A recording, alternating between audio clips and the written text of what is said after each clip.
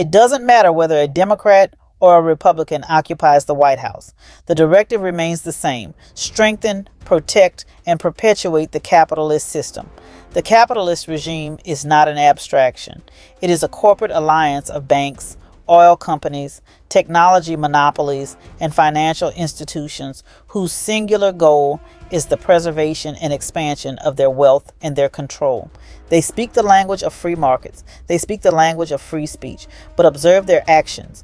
Do you know someone whose accounts have been banned, demonetized, or suppressed by Facebook or YouTube?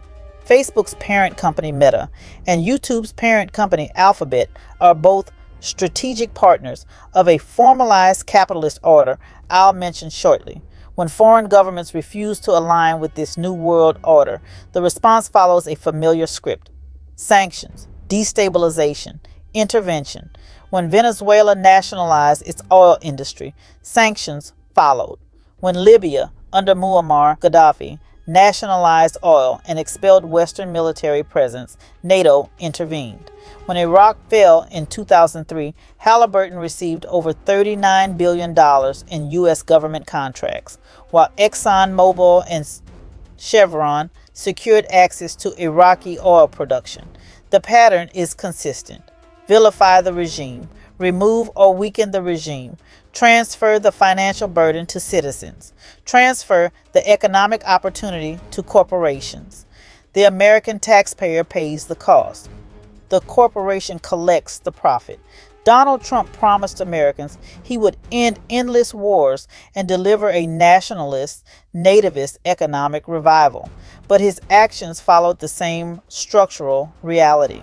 During COVID-19, ordinary Americans received one-time stimulus checks: $1,200, then $600, then $1,400, while the Federal Reserve injected trillions of dollars into financial markets and purchased the corporate debt of giants like ExxonMobil and Chevron. How could you not be wealthy if the government assumes your debt? The American system provides modest temporary relief for citizens and permanent financial stabilization for corporations. When the financial system collapsed in 2008, the U.S. government authorized $700 billion in bailout funds. Citigroup received $45 billion. Bank of America received $45 billion. Goldman Sachs, Morgan Stanley, J.P. Morgan Chase, and Wells Fargo received billions more. These were the same institutions whose reckless behavior helped create the collapse. Citizens lost homes, but banks received capital. Senator Elizabeth Warren has repeatedly warned about the revolving door between Wall Street and government. Henry Paulson moved from Goldman Sachs CEO to U.S. Treasury Secretary, overseeing the bailout. Stephen Mnuchin followed the same path from Goldman Sachs to Treasury Secretary under Trump. Robert Rubin moved from Treasury Secretary to Citigroup executive. The same individuals rotate between corporate leadership and government authority.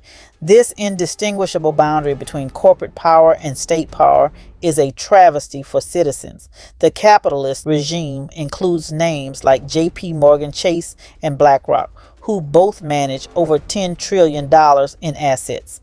ExxonMobil earning $55.7 billion in profit in a single year.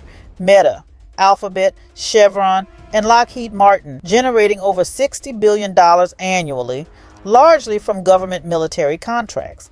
These corporations participate in global economic coordination through institutions like the World Economic Forum, alongside political leaders and central bankers. These strategic partners of the World Economic Forum participate in the system's design.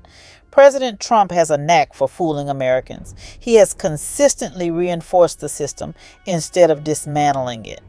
In 2018, he weakened key protections of the Dodd-Frank Act by raising the threshold for strict bank oversight from $50 billion to $250 billion in assets. This allowed banks like Silicon Valley Bank, holding over $200 billion, to operate with reduced regulatory scrutiny before collapsing in 2023.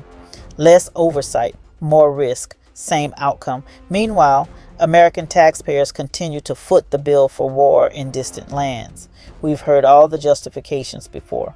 Weapons of mass destruction in Iraq, a claim that proved false but triggered a war costing trillions of dollars and hundreds of thousands of lives. Each time, we Americans pay through taxes, inflation, debt, and blood, while defense contractors, oil companies, and financial institutions expand their balance sheets. So the question is simple: how many bailouts and wars? How much public debt and privatized profits before Americans realize that the system isn't broken? It is functioning exactly as designed. Thank you for listening. Subscribe to the channel.